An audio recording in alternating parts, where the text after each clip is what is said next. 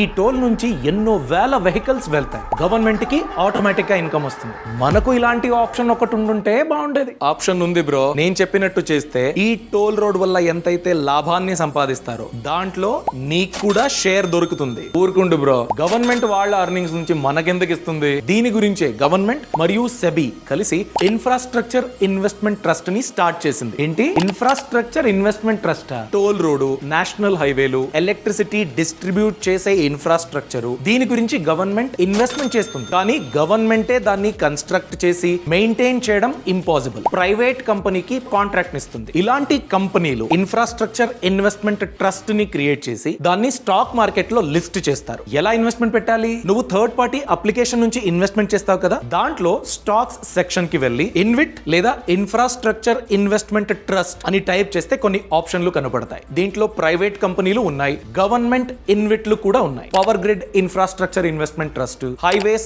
Infrastructure investment trust, ఇలా కొన్ని ఆప్షన్లు ఉంటాయి. వీటిపైన స్టాక్ యూనిట్ పైన ఎలా ఇన్వెస్ట్మెంట్ పెడతావో అలా ఇన్వెస్ట్మెంట్ పెట్టొచ్చు. రెండు లాభాలు. ఈ ప్రాపర్టీలు ఏదైతే రెవెన్యూ ప్రాఫిట్ సంపాదిస్తాయో దాంట్లో NDCF అని ఉంటుంది, నెట్ డిస్ట్రిబ్యూటబుల్ క్యాష్ ఫ్లో. దీంట్లో 90% కంపల్సరీగా షేర్ హోల్డర్స్ కి డిస్ట్రిబ్యూట్ చేయాల్సిందే. రెండోది, ఈ యూనిట్ల ప్రైస్ స్టాక్ ప్రైస్ ల డిమాండ్ ఎంతైతే ఉంటుందో దానికి తగ్గట్టుగా పెరుగుతుంది. సూపర్ బ్రో, ఇప్పుడే చెక్ చేస్తా. మన పేజ్ ని ఫాలో అవ్వండి. ఈ సమాచారాన్ని ప్రతి ఒక్కరికి షేర్ చేయండి.